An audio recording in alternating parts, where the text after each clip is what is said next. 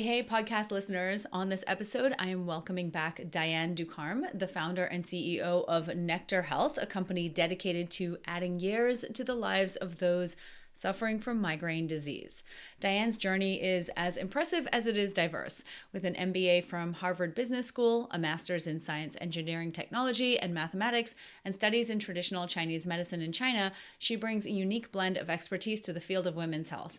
Diane's passion for making a difference and drive to understand the impact migraines have on individuals worldwide led her to found Nectar Health. This conversation is a deep dive into migraines and intuition. Diane shares invaluable insights into why your intuition, even when it seems to falter, is a reliable guide in the maze of migraine management. She believes that your intuition is always correct and that you know it, but you might not know why. Others might tell you otherwise, but your intuition is right because when your life is controlled by migraines, it is important that you trust yourself and you have your own back because oftentimes no one else will.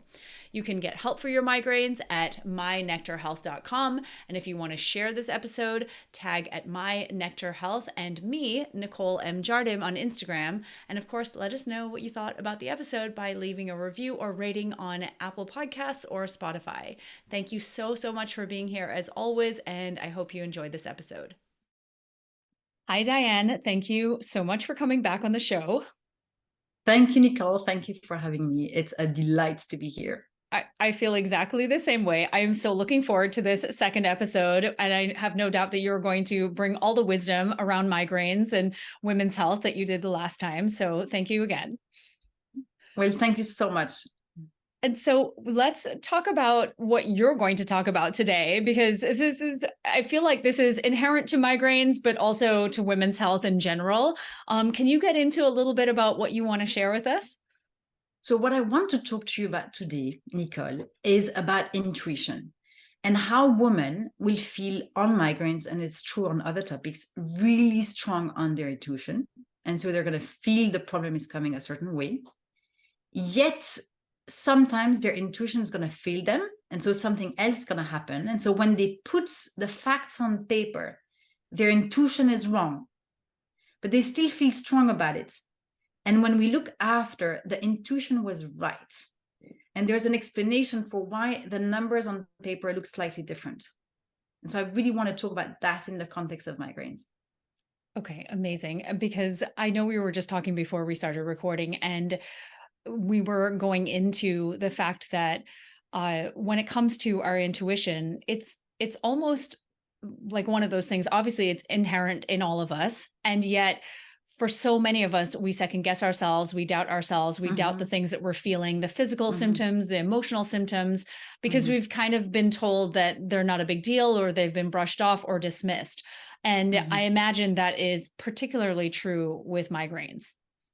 Yeah, absolutely. Absolutely. And it's so true. And I have been dismissed in my life as well. And we talk about that on these topics. And in the case of migraines, yeah, a woman's going to have an intuition. She's going to go to the doctor, talk about it, just to be told you have migraines because you're a woman, or you have migraines and you should just accept it, or you have migraines. Are you sure you're not depressed? Well, no, I'm a very lively person. It's just that the situation, you understand, doctor, have you seen my data? It's terrible. I'm in pain every single day. Yeah, but so you're depressed, right? No, I'm not depressed. I swear, this is really not who I am. It's just that the situation is just absolutely unbearable. Yeah, so I think still you're depressed. You should take some depression medication.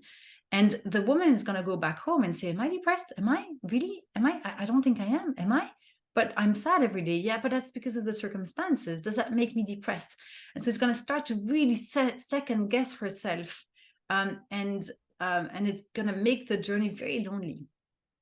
Yes, it is. I mean, I feel like I've been there. I've been to many doctors in my life, and and even actually, one of my friends, I came to see you after the last episode. She's a very close friend, and she's been completely blown away by all that she's learned. And she's actually said something along these lines to me, that there were things that she inherently knew were potentially triggers for her migraines, but she really wasn't sure. And she's been, Mhm. through the system so many times now and been to so many different practitioners that she just kind of suppressed those feelings. So it makes complete sense that is what would happen. And like I said, it happens across the board, no matter what you're experiencing. But with migraines, I can totally imagine. And so we're talking about intuition. And you mentioned that, like, you might feel like it's failing you on paper when it's on paper. Mhm. Can you just Mhm. talk a little bit more about some examples of what that looks like? Yeah, absolutely. So let's take three examples. The first one is, for example, let's imagine a woman. She has a migraine today. This morning, she wakes up. She has a migraine, and I'm like, and she's like, oh, of course, I drank wine yesterday. I had, 2 glasses. I know it's too much. I shouldn't have. But wait a second. I thought mine was a trigger, but wine was a trigger. But I had wine the other day and I did not have a migraine. So, I wasn't sure. And so is it a trigger or is it not? It's not so clear. So she's going to start to doubt because sometimes it is and sometimes it's not. She's right. It is, but it's going to depend when. Let's take another example. You have a woman who says, I've had migraines for the last 5 years. Look, initially it was horrendous. I wasn't so clear. And then little, I started to track and I noticed they always happen before my menstruation. 2 to 3 days linked to my PMS. I got it under control. These days, I don't do anything, no social commitment, no work commitment. So Nicole, this woman is going to have her whole agenda revolve around her migraines and her cycle. And then she says, well, in the last year, it started to also occur mid-cycle. So I'm thinking maybe around the time of my ovulation, but not so strong. So it's okay. But then recently I had this massive migraine and it was not my PMS and it was not the time of ovulation. I swear it was something else. And so I'm starting to wonder, is there any pattern or did I get that wrong all the time? Or is my pattern changing? I'm super confused now. And I'm really scared because these are really, really strong episodes. And so I really fear to go in that zone when especially I haven't planned it. Or you take a third type of woman who says, okay, when my migraine comes, I have this tingling in my arm and it starts to hurt. I start to lose my vision. I go home, I take a sumatriptan, I go to bed, and I can maybe catch it on time. But then recently I had this really, really different migraine. And I thought, ooh, this feels different. And I looked at the medication and I hesitated because I don't like to take too many medication. And I took it and it didn't work. And it should work because it's always worked. But this one, I don't know, it felt different, but is it? And so there's going to start to be doubt. Does that make sense? Totally. Oh my gosh, this is crazy to me because at least period cramps, they're predictable. Mm-hmm. Clearly, migraines are not. This is so. I would be so overwhelmed. I think, are you almost describing just sort of living on pins and needles, just waiting for the next thing to happen, like the shoe to Yeah. drop with a migraine?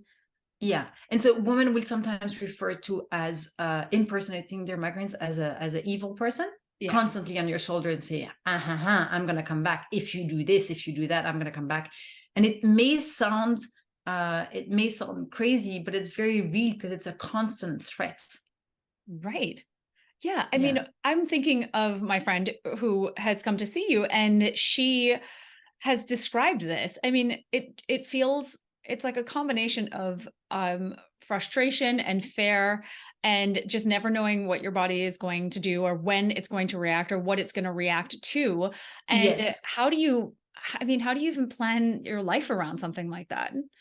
It's really hard. And so, what the term that a lot of women I see use is controlling. These migraines have started to control my life, Right. to control them.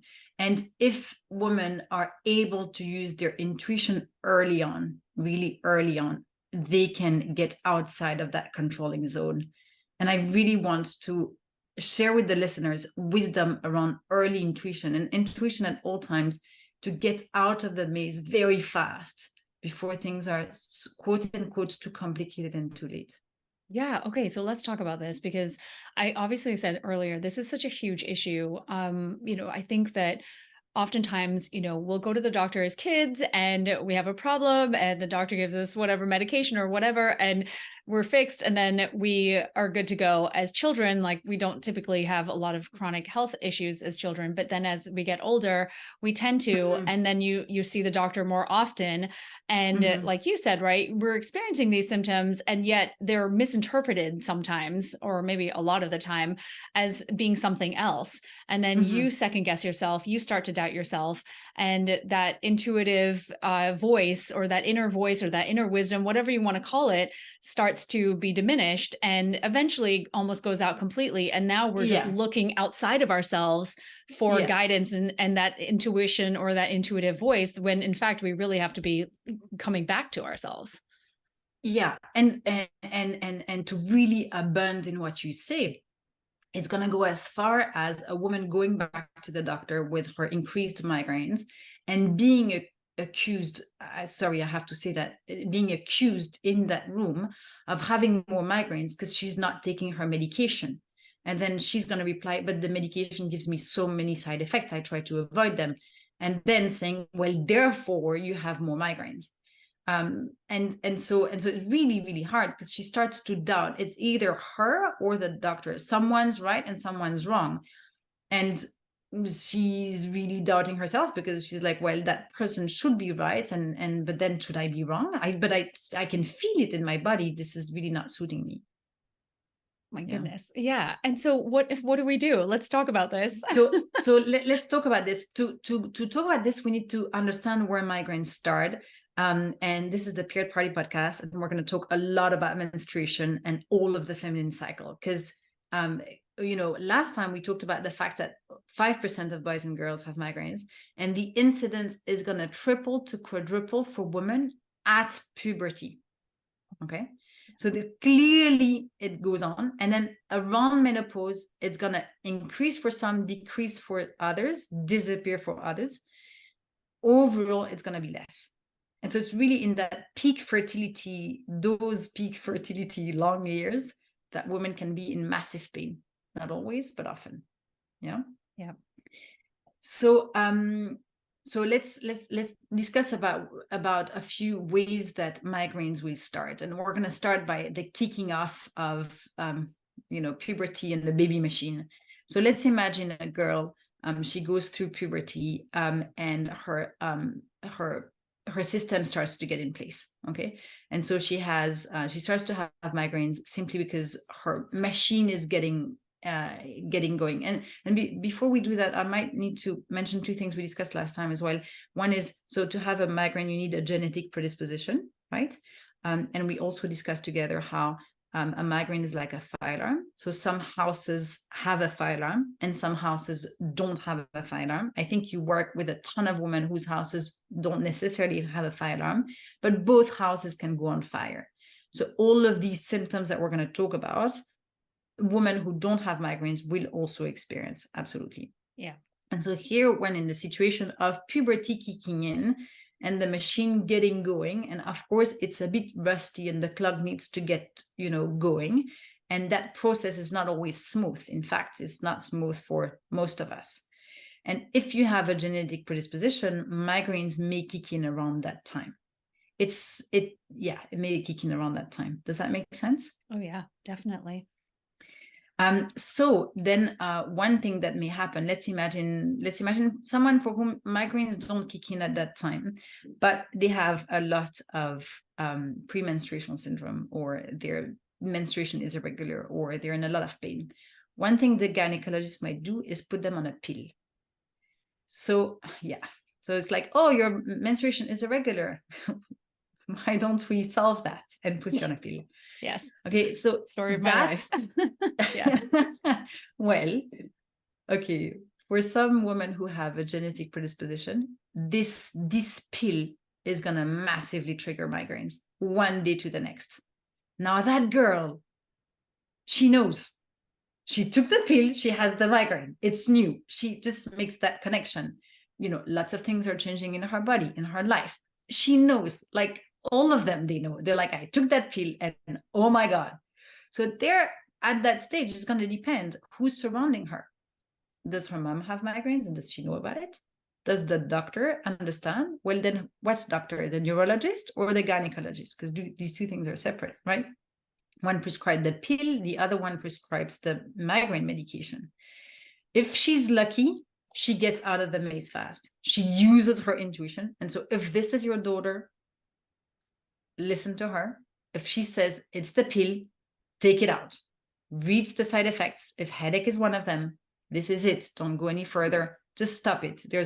Just change contraceptive. And does she need contraceptive altogether? This is also a question. If it's to solve symptoms, then I would argue not, right? And so this is the first thing to do. So if you don't, then she's going to go into a maze. Okay. So things are going to get complicated because we're going to have a domino effect of the consequences of the birth control. And things are going to start to be really tough for her because in addition to all of her hormonal situation and the pill on top of that to cover some of that, she's going to have migraines. And so everything's going to start to be more complicated in her life. Yeah. Oh, no doubt. Yeah. Keep going. So now let's imagine that girl says it's the pill, it's the pill, it's the pill. Mom, I swear it's the pill. I need to change it. Yeah, but we just started. The gynecologist might say, well, you just started, just give it a bit more time. Maybe it will settle. And she says, it's the pill, it's the pill. I swear I can feel it. She stops it. Her migraines are no longer going to stop because it's been maybe 6 months by now, a year by now. And the domino effects, the impact of that pill in her system makes it that her system has more issues now and more, if you want, the fire started to spread in the house.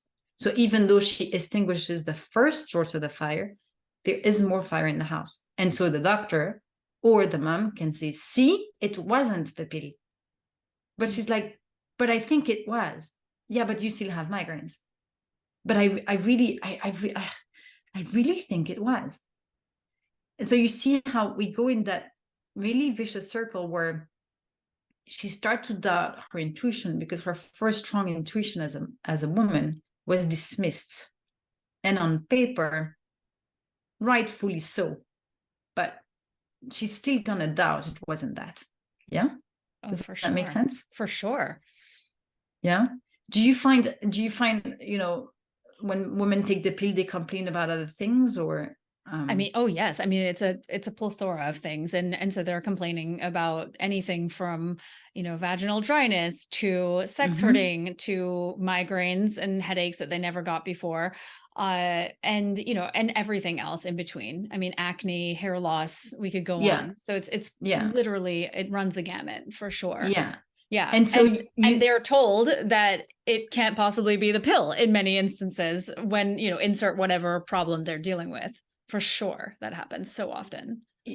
And so you see, these have the similar root cause. If you needed to solve the acne of that woman, or if you needed to solve, the hair loss of that girl, you'd still solve the same root cause. And that would usually get the fire alarm off. Okay. This is why, for me, it's a fire alarm. And also, I have to say, on top of that, we say it's a neurological disorder.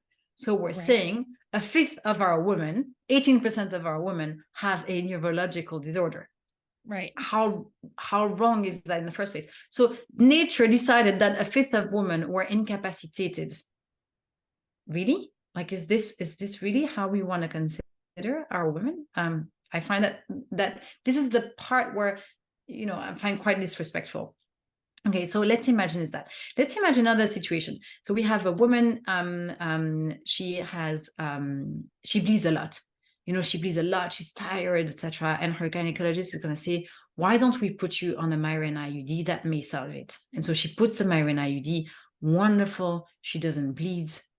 Not for everyone, but in this case, she doesn't bleed. She doesn't feel tired anymore. It's really, really nice. But then 2 years later, she starts to develop migraines. And her intuition goes like, I think it's that Migraine IUD. But on paper, it's not.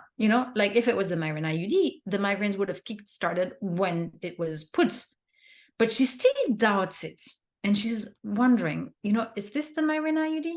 Well, and then she thinks through all of the to-do list. Okay, if it's that, I have to make an appointment. I have to pay. I have to remove it. Gosh, it's painful. And then I have to rethink birth control. And God knows what I'm going to get. So she's thinking about it. The more she's thinking about it, the more these imbalances inside of her body are aggravating. So if she very quickly pulled it out, she can get out of the maze on her own. And if she follows her intuition, she's going to get out of that. Okay. But let's imagine she goes back to the gynecologist and the gynecologist says, no, like, honestly, most of the cases it's not that. And I don't think it is. And so she's starting to have a doubt, and she's doubting herself and thinking, maybe I'll give it a bit more time. And her body has more imbalances, and then she's going to end up removing it, because at some point she's like, okay, I've tried everything by now, I'm going to just remove it. And her migraines stay. Therefore, the doctor can say, see, it wasn't your migraine IUD, except it was. And so what happens is that when we menstruate, the same way we have bowel movement and urination and good stuff and bad stuff come out, through menstruation, also bad stuff's coming out. In the West, we talk about mucus and clots. In traditional Chinese medicine, we're also going to talk about toxins that come out of the body. And so when I don't bleed from a migraine IUD or a constant pill for 2 years, my liver's level of toxicity accumulates. And that will be enough for my brain to say, hold on, can you please stop that, lady? I'm suffocating here. Stop it. And then will we decide to follow our intuition or not is really where the road is gonna split. It's so great listening to all of this, because what it sort of reaffirms for me, and it's the message I often talk about, is that first of all, we all have different dispositions. So we're all, some of us are a little bit more sensitive than others to toxins and various other things. But what I find is that we have these underlying problems. We go see the doctor, they give us a pill or an IUD or whatever as the quote unquote solution to the problem. But really that's just sort of like filling up the bucket even more. And, and we're not able to we're not addressing the underlying cause, right? So we're just sort of like filling the toxin bucket or whatever you want to call it. And then we're eventually pushed over a precipice, I suppose you could say. And then we start to have like migraines, for instance, even though we weren't having them before the Migraine IUD, but we were having other symptoms. So now we've created even more symptoms with the intervention that has been given. And then and like you said, it's totally a vicious circle. And on top of that, like, we've just created more problems for ourselves. And now we have to like do a lot of backtracking. But as you also said, do I want to come off of the IUD? That was a nightmare to have it put in. Maybe I should listen to my doctor and just give it another 3 months or whatever. And so we talk ourselves out of it and talk ourselves out of following our intuition. It almost feels like. Yeah, absolutely. And I want to tell you 2 stories that exactly exemplify what you say. One story is without you, and one story is with you, and the impact that the first podcast we did together had. The first story is this executive, brilliant woman in tech. She lives in Amsterdam. 12 years ago, she puts a migraine IUD. 10 years ago, she starts to develop migraines. And then another 3 years ago, she starts to have high blood pressure issue. So initially, she medicates for the migraine IUD. Then she layers medication for the migraine. And then it all, starts to impact her heart system, and she has high blood pressure. And I see that woman, we start working together. She's really, really busy, and we're working with foods because it's possible to do around foods. And I said, look, it might be the migraine IUD. And she's like, oh, can we do foods? And maybe it's not that.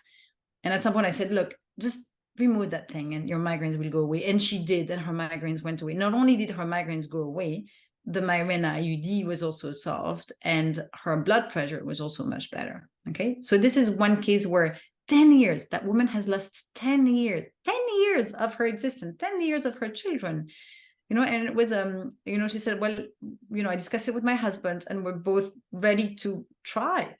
And it worked really well. Now, the second story is a woman who called me after our first podcast. And we hadn't talked about migraine IUD, I think, on the first one. But anyway, she calls, and she had migraines starting for the last 2 months and a half. So really, really early. And I'm like, what changed in your life? And so we discuss. I always start by listening. And I'm like, okay, what is the context? How did it start? And we both can't figure out a way. And she says, nothing changed in my life. And so we go over it, etc. And I have an entire system that looks at all of their answers and makes sense of it. So I go through her test results and I'm like, oh, you have a migraine IUD. When did you put it? She's like, a little bit over than 2 years ago. I'm like, it's that's what started. And she thought, damn it, I thought it might be, but I discussed it with my gynecologist and they said, no, not necessarily. So I don't know. And, it's quite a hassle to remove it. But these migraines started, but they started later. So I thought, maybe I'm wrong. And so basically I told her, look, we don't need to work together. Just go and remove that migraine IUD. Your migraines should disappear because you're catching it early. And if they don't, come back and see me. And she was immensely grateful. She was like, oh, I was not expecting an advice like that. And she was planning a trip all the way in Europe. And I said, do that. And when you come back from your trip in Europe, if your migraines are not gone, then we can talk again. Oh, and sorry. she knew. You're going to say something. Keep going. Sorry. Yeah, no, and she knew, like, I think deep down she knew, but she had that self-doubt because the timing wasn't matching. So on paper, it could not have been that. Right. Yeah. Yep. I come back to the fact that we have sort of extinguished that that inner voice, that wisdom that really needs to be cultivated again. I feel like when it comes to the symptoms that we're experiencing, so that we can advocate for ourselves, particularly when you're dealing with such a debilitating condition. Whether it's migraines or chronic extreme period pain or a condition like endometriosis or uterine fibroids or whatever. I mean, you and I both hear story after story like this. So I'm really glad that we're having this conversation, because I don't think I have really ever talked about our intuition as it relates to our menstrual cycle related issues on the podcast before. This is a good conversation to have. Is there any more around this? I mean, I think there's pregnancy as well. We haven't really touched on pregnancy. I feel like we talked about puberty and all these others. So pregnancy, funny enough, it's going to really depend. For some women, it's going to be their time of grace, their grace period, where their body actually is functioning well. Their body is giving life. It's producing a child and it's functioning fully. And so whereas some of us might complain about, hemorrhoids or things that are slightly uncomfortable, they're like, oh my God, I don't have a migraine. This is so nice. And so they're going to mention it. I've had migraines for the last 30 years, except for my 2 pregnancies. And it's that moment of literally of grace. Where the body does everything that it needs to do well and is a provision sufficiently. For some it's gonna be tough. It's gonna be a tough moment. Of course, nausea and sickness. Of course, that will be for some of us. But overall, a good time. Now, after birth, problems come back strongly, and sometimes appear for the first time. So for some women, migraines will start. So like as a new mom, so not only do you have a child to take care of and you have to run and understand how that child is functioning, etc., your whole body starts to perform differently and you start to have migraines. Horrendous. Really, really hard to be a mom. Then the sense of guilt, we all have that sense of guilt of work-life balance and everything, but then you add a layer of mommy has to go in a dark room because she's in pain. Well, first of all, it's really stressful for a child. And second, well, the mom feels short of the attention she can give to her child. And so it's really a moment of hardship, because maybe she really wanted to become a mom and she never imagined she'd be that kind of mom. Right. And so, like, is this a reset of the hormones? Like, what is happening that someone might start to experience migraines at this point in their life for the first time? Yeah, well, so maybe women have come to you that were very fertile for the first child and then having difficulties for the second. Did you come across many, yes. So through the birth, there's a lot of things that the mom gives. She's going to give so much. Everything. Yes. Yeah, and so she's gonna give things that are obvious, like she's gonna just fabricate a whole child. I don't know, like when you see the whole child, you're like, wow, I made all of this: the flesh, the bones, the eyes, the liver, the tongue, the lips. Like I've created all of that. It doesn't come out of nothing. So there can be like fundamental depletion, but also organ imbalances, like the whole kidney system becomes out of balance, or she's bled too much. And so, massive blood loss during childbirth.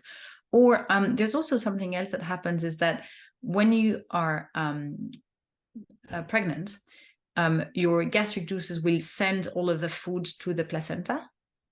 And that function in traditional Chinese medicine is the function that makes your skin very firm, but your body wants it very elastic. So all of that function will change in nature. And so after that, if that system is not back in shape, your body's going to say, hey, can you get that back in shape? We kind of need the digestive enzymes to keep fully back in the digestive system to be better. And so it will come with a series of symptoms, but it can come after pregnancy. It makes complete sense. And I also, was talking to someone about this the other day on another episode about how so many of us are going into pregnancy so depleted to begin with. So I imagine that it would almost be like a perfect storm postpartum, especially if you've had a hard pregnancy or you've had a really challenging birth, because as you and I both know, bodies don't just bounce right back, right? I mean, it takes months, sometimes even years to recover from something like that.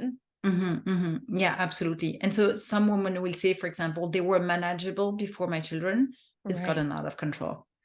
Yeah. I mean, a lot of women will say that to me about heavy bleeding or, like long, heavy periods. They'll say that to me as well, or period pain. It's just out of control post giving birth. And it all completely makes sense. I mean, it's all tied in. And I think that's the important point here, isn't it? That all of this is tied together. I feel like you've really reiterated that throughout this conversation.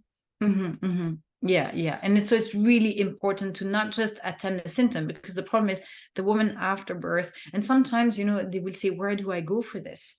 Like, like it's just everything. I have symptoms everywhere. I'm going to do blood tests and everything comes back normal, like I'm normal, but I'm in pain. So again, I feel something's off with me. I go to the doctor. The doctor tells me everything's good. You're healthy. But then you say, but I'm in pain. I'm in pain every single day. Yeah, but you're healthy. Yeah, but I'm in pain. Yeah, but you're healthy. And then you start to doubt yourself. Okay, is it in my head? And the problem is you can't see migraines on an MRI. So it is in your head, but it's quite confrontational because it's this ghost pain. And so sort of invisible disability. And so like you start to read out, am I healthy? No, I really feel I'm not. I have like everything falling apart in my system, but I have nothing. That is such an incredible point. The fact that you can't see them. And so technically you have an invisible illness, and an illness that only really you can communicate to your practitioner or doctor the extent of. And so I can imagine how that complicates matters even more. I mean, you can see endometriosis, you can see uterine fibroids, you can see uterine polyps or whatever, you can see a thickened lining or a thin lining. There's ways to back up what your symptoms are, what you're claiming to be experiencing. So I can imagine this creates all kinds of complications for those with migraines. Wow. And I want to bounce off that. All of what you give as example are like sources of smoke and fire. Right. So if you have the genetic predisposition, bam, you're on. And so the problem is then you're going to need to see two different types of doctors to solve for that. And so you're going to mask two types of symptoms with more medication, which brings me to another start of migraines and another type of intuition, which is medication inside migraines. So my women will say migraine medication gives me more migraines, or I can feel it just, gives me a lot of side effects. But also medication for something else may give instantly a migraine. And then again, trust your intuition. You need to agree with your health practitioners, but just try to come off of that as fast as you can. Try something else, but just, not something that's going to give you massive headaches from one day to the next. Totally. I mean, I know there are a lot of other triggers for migraines. I think in our last episode, we were actually talking, I think I mentioned about an 8-year-old girl that I'd read about, or she was an adult, but she was saying that she had been put on the pill at 8 years old for chronic migraines. And that was besides the fact that that is astounding to me on so many levels, like nobody should be on the pill at 8 years old. But Oh my also, I God. had no idea that kids got migraines, but you said that kids can. Yeah, kids absolutely can. So it can start around the age of 5, 6, 7, 8, easily. And so at that stage, it's not going to be hormonal, unless the menstruation is at 8, which is not extremely common, but can happen. Here, it's usually going to be either digestive issues, so a precursor to a leaky gut. So the migraine starts and say, hey, can you pay attention to me, please? We're not on the right track. Can you pay attention to me, please? Like we're off to a leaky gut. Or you can have trauma. I remember this woman who I helped, and she was having migraines, and we worked together, and she was no longer having migraines. But then they'd come back, and we distinguished them, and they'd come back, and we distinguished them. And I sat with her, and I say, I don't understand why they keep on coming back. There's something I'm missing in the puzzle. And she shared with me that when she was 5, she had been abused. And this is when the migraine started initially. And that whenever she was having thoughts of coming public with that information, as she was able to do that, she was having these really angry feelings, and she had noticed it was triggering her migraines. So it's something that really came later in the conversation, but it's probably that intuition. As a little girl, she may have made the connection. It's like, I feel so uncomfortable with this disgusting situation that my body's manifesting the need for help and the need for discomfort. And as an adult, the thought of this whole situation, has put some memory into my human beings, and is triggering pain still. Oh my gosh. And it really, like, these incredible lives. And so in traditional Chinese medicine, it's going to be recognized that emotions can control organs, and organs can control emotions. So that, for example, if you have a really intoxicated liver, you might feel more angry more easily. In folklore in the West, we also say this person is very liverish, meaning they get they lose their temper easily. We also say that. I think in the latest advancement, we start to recognize how early childhood trauma, can really alter the vagus nerve.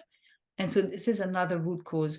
So if your child complains about migraines, I think it's, again, really important to tackle it early on. It's not, things can be solved fast and well, but layering medication on top of that is going to add layers of problems, because the medication is going to come and intoxicate the liver more, and so add to the current migraines or trigger new forms of migraines, which is scientifically proven. These are called rebound migraines or medication overuse headaches. So really difficult childhood. Yeah, I can't even imagine. Childhood's, challenging enough. It's got a lot of things going on in childhood. I can't imagine you're tackling migraines or dealing with them. And again, it brings up the point that you talked about actually in the first episode we did together. So anyone who's listening and hasn't listened to the first episode, you absolutely should. And it's the leaky gut side of things, right? So this gut-brain axis, and the fact that the gut really is the root of all of the problems. And so when you think about the trauma and stress and how that is a trigger for gut dysbiosis and leaky gut. And so all of it sort of comes back to what's going on with the gut. And then of course we add in hormones and all of the other players. And then you have this perfect storm. Perfect storm. And from there you have a domino effect, because you have that becomes a problem, which triggers other problems. And then the more you're going to try to solve them, the more you medicate, and the more you medicate, the more you add more complexity in the mix. Yeah. Yeah, definitely. Yeah. I agree. So everyone who's listening, you got to simplify. So simplify, go backwards fast, follow your intuition. Like if it just started, go backwards. Fast. Go backwards. Exactly. Start undoing some of what you've been doing. And is there anything else as it relates to causes or triggers that you want to share? Because I definitely want to get into how you're able to help people in such a profound way. So there are other situations. For example, stress can be one. And it's funny, women will be quite intuitive with stress. They will say, I was speaking with one of your listeners yesterday, and she was sharing how, I had, at uni, I was quite stressed in my last year. And as I finished uni, my migraine stopped, and they had just appeared, and they were stress related. Then I had a first job. At some point, things got a bit toxic and very stressful. And my body was telling me, get out of the situation. And I'm like, and great. And she's done that twice. But then something else happened, and she was like, okay, where did that come from? So stress can really be a big trigger. And then I pushed the boundary on burnout, which is different. And in that zone, I have seen women who are just, they're hustling, and they're having massive to-do list, and they go, go, go, go, go, run, run, run, run, run. They send themselves through the wall. The migraines start, and they stay in that mindset of fast, fast, fast, to-do list, go, go, go. And so they start to layer on very fast different approaches to tackle their migraines. So like medications and other stuff and herbs. And they can get to a moment where they make a bit of a cocktail with all of that. And from there, it cascades extremely fast. And so if this is you, stop, like devote all of your attention to your migraines, because this could define literally 100% of the rest of your life.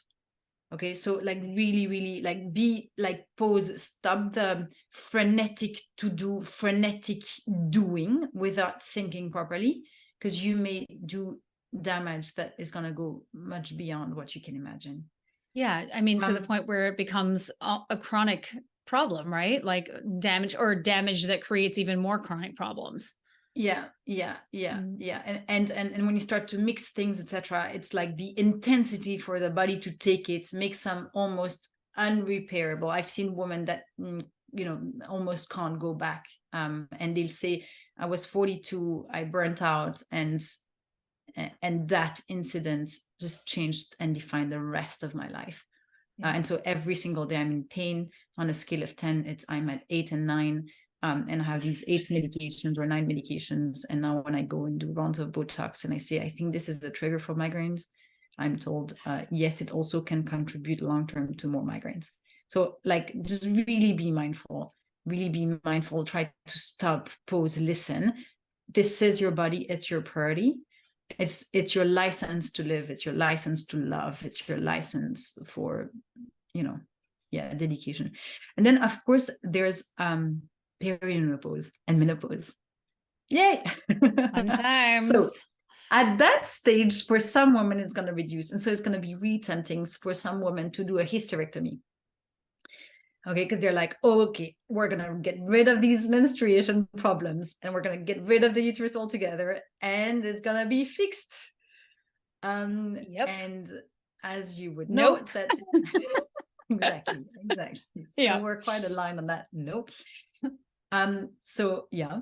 But some women, it may fade. For example, if blood loss was a root cause behind migraines, then this may fade. But for some of them, they're going to start to have something called Meniere's disease. And so that's a disorder that causes symptoms like vertigo, nausea, dizziness, which is sort of constant. And so the woman is in a constant state of lack of mental clarity. That's going to start to prevent her. It's going to force her into sort of early retirement, because she's not going to feel able to work, and her self-confidence is going to be massively depleted. And so it's going to be qualified as a disease. And so she's going to have to accept and live with the consequences, and sort of pull back earlier than she would otherwise.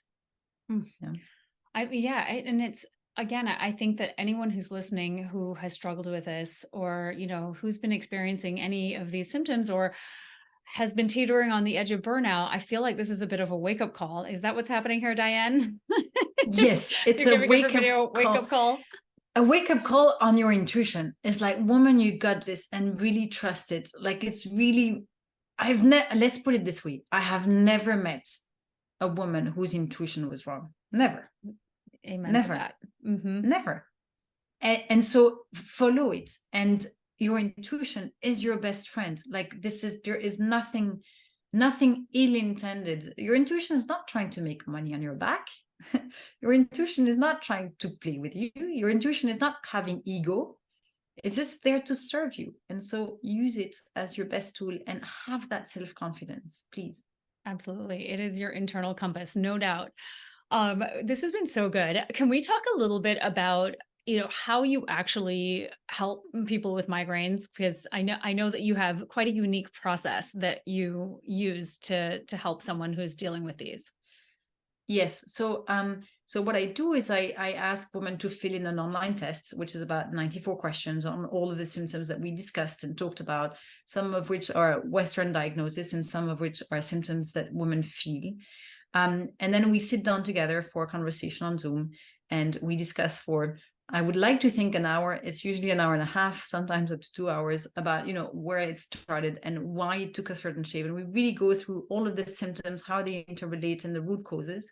And if there's a good fit, then we together decide to collaborate, and then I put an app together, and in that app, I'm going to teach her what is going on. I'm going to teach her. So we're going to wake up, dial up that intuition, and it's going to be dialed up because she's not just going to know what she has.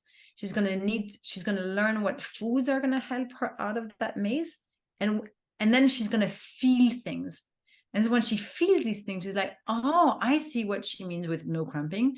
Oh, I had my menstruation. I didn't expect it. I didn't realize it suddenly came, and usually it comes with a lot of blows and whistles. Okay, that's how it's supposed to feel when it feels fine. And so her migraines are going to decrease in intensity and in frequency until they disappear. Yeah.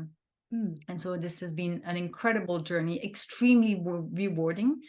And I have to say that in the last 4 years, I haven't paid myself. What?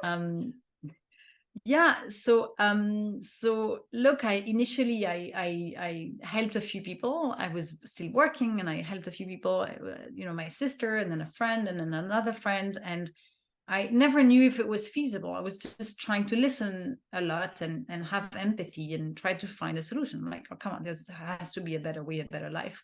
And the more I did that, the more I received really complicated cases, like, 40 years of migraines coupled with 40 years of antidepressants and 40 years of anti-herpes. And I'm like, oh my God, I never said I could do that. I never knew. I discovered a world where people live that I had never seen. And I'm like, wait a minute. What is that for life? How can we as a society allow for this? And so I still wasn't sure, can I help her? I think it's the intuition. I think I can. Let's try. On paper, it's impossible, but who said it's impossible? And so I was helping them little by little. And then I started to charge. But it was always to make the system better and make it faster. And so it's been an amazing trajectory of purpose. I mean, I know your qualifications, and everyone else should at this point too, if they listen to the intro of this episode. And so I'm shocked by that, but at the same time, I can understand too. I mean, I didn't pay myself or make very much money in the very beginning, but you've been doing this a long time, and you're incredible, like an incredible wealth of knowledge. Yeah. Well, if I echo that to your experiences, like you start and you maybe have a bit of an imposter syndrome coupled with purpose. And I think it's the combination of both that makes us as women sweat and go the extra mile and really think, okay, can I do this? And then also massive empathy, because migraines knows no boundary when it comes to income. Some people have a lot of money that have migraines, and some people have none. And I think there was always the inclusivity that I obsess with. I think like, if you're in pain, you have a right to understand where your pain comes, and you have a right to live the best life you can. And so that remains an obsession. Now the price, there is a payment, and that payment decreases as a woman get better. But it's really orientated towards, can we make it faster? Can we make it better? Can we make it more comfortable? Can we make it more simple? Can we make it more interactive? Can we make it fun? Yeah. Oh, for sure. I mean, because healing should be fun. It should be hopeful. It should feel good. Yeah. Do you feel like there is anything that you want to share with anyone who's listening right now? Any final thoughts or anything that, you think would resonate with someone who's struggling? Yeah, it's really, coming back to that notion of intuition. If you really think of, okay, migraine is a genetic predisposition and I'm born with that and I can't change that. I can't change that for you neither. But if you embrace it and you say, you know what, it's actually a tool for longevity. It's a tool of intuition that helps me guide through life to live my best life. And I'm going to embrace it and listen to it carefully. And if you are taking care of someone who has migraines and just got started, I'm thinking mothers to your daughters. If you went through hell, just avoid that to your daughter. Let her express her intuition and try to get to the maze as fast as possible, because once it gets complicated, then it's really complicated. And yeah. It is really complicated. That's a very great point to end on. Thank you again so much. I always love our conversations, and I just want to make sure that everyone knows where they can find you. So could you share that with us? So the website is called mynectarhealth.com, and Instagram is also My Nectar Health. And and we're super keen to engage with you. You have a beautiful community, and it's been, I have to say, terrific to meet so many of these women after the podcast, really understanding, in tune, willing to learn, and to see them make progress. It's been formidable, and I think that's what that's, it's really for purpose, and it gives this massive amount of energy to see these evolutions. So I want to thank you for taking a chance at your intuition and say, I think something's going on, and I think women need to have a voice, and I'm gonna, in spite all of the odds and maybe what I'm told that I can or cannot do, I'm gonna take a chance for us as women, because I think it's thanks to that leadership that we get heard more and considered more and trusted a bit more. Thank you. Well, thank you for saying that. I think that we're all in this together, is what I've realized. And we truly have to come together in order to affect change, because there's a lot working against us. And so ultimately, I think it's about, a rising tide lifts all boats. So thank you for saying that. And thank you for being here. Thank you. Thank you, Nicole. Thank you for the time. That's a wrap. Be sure to click that subscribe button to join me for more Girl Talk Gone Menstrual in upcoming episodes. But in the meantime, check out my latest Period Party episode. And if you're looking for a deeper dive into your hormones, go ahead and take my period quiz at nicolejardim.com/quiz.